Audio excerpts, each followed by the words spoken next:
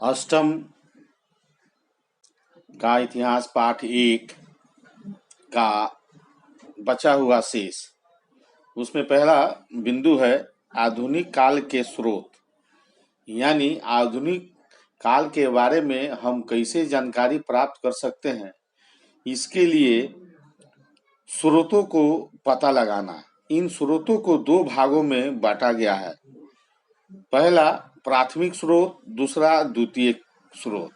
प्राथमिक स्रोत को 4 भागों में बांटा गया है। 4 बिंदुओं पर गौर किया गया है। पहला है पुरातात्विक स्रोत, दूसरा है मूल दस्तावेज, तीसरा है सर्वेक्षण जनगणना और चौथा है समाचार पत्र पत्रिकाएं आदि। द्वितीय स्रोत का पहला है लेख, दूसरा समीक्षा, तीसरा पुस्तकें, चौथा जीवनियां, पांचवा डायरियां और छठा आत्मकथाएं। प्राथमिक स्रोत का पहला बिंदु पुरातात्विक स्रोत। पुरातात्विक अवशेष जैसे स्मारक यानी भवनें, कलाकृतियां पुरातात्विक स्रोतों की श्रेणी में आते हैं।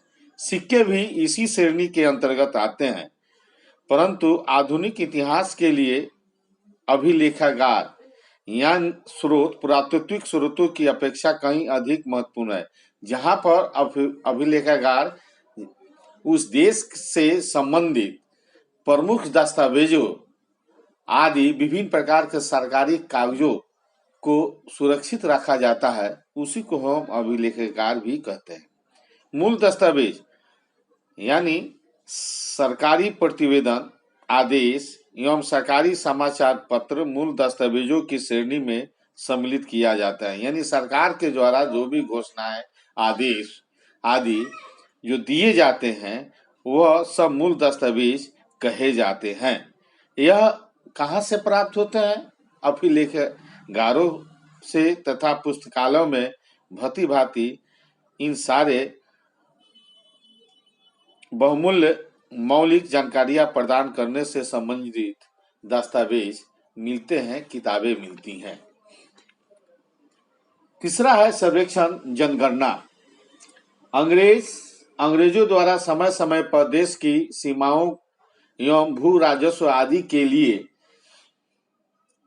निर्धारण के लिए किए गए सर्वेक्षण भी विभिन्न महत्वपूर्ण दस्तावेज प्रदान करते हैं। 19वीं शताब्दी के अंत में जनगणना भी प्रारंभ की गई। प्रत्येक 10 वर्ष बाद जनगणना सरकार के द्वारा की जाती है और इसमें विभिन्न बिंदुओं की जानकारी आम जनता से ली जाती है और सरकार उन्हीं जानकारियों बिंदुओं के आधार पर वह अपना जनता से संबंधित कल्याणकारी कार्यक्रम शुरू करती है।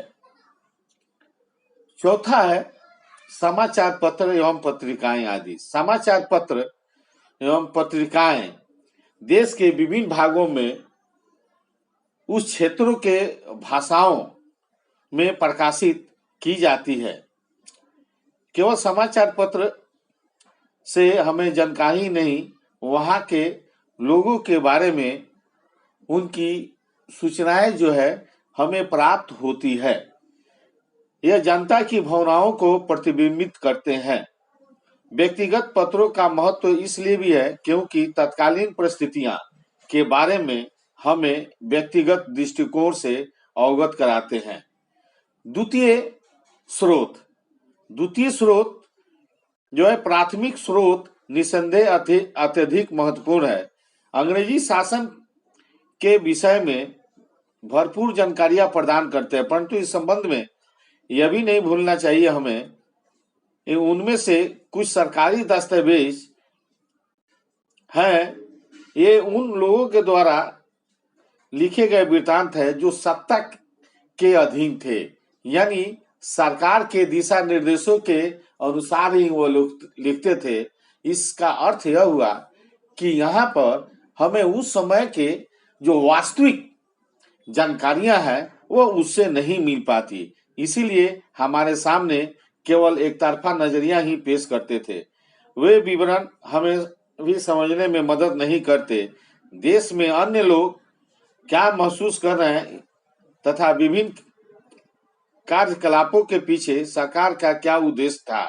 यानी सरकार मनमानी ढंग से उस समय के स्थिति के बारे में, जनता की जानकारी के बारे में, सरकार के द्वारा निर्देशित कानूनों के बारे में जो है वास्तविक स्थिति की जानकारी नहीं मिल पाती। विभिन्न विद्वान एवं इतिहासकार जिन निष्कर्षों पर पहुंचे हैं उन्हें द्वितीयक स्रोत भी कहते हैं। ये लेख समीक्षा पुस्तकों के रूप में उपलब्ध हैं। प्रसिद्ध व्यक्तियों की जीवनियां, डायरियां, आत्मकथाएं भी तत्कालीन समाज एवं राजनीतिक परिस्थिति एवं अर्थव्यवस्था के संबंध में भी महत्वपूर्ण जानकारियां प्रदान करती हैं। बच्चों, यह आपका इतिहास का पहला पाठ समाप्त।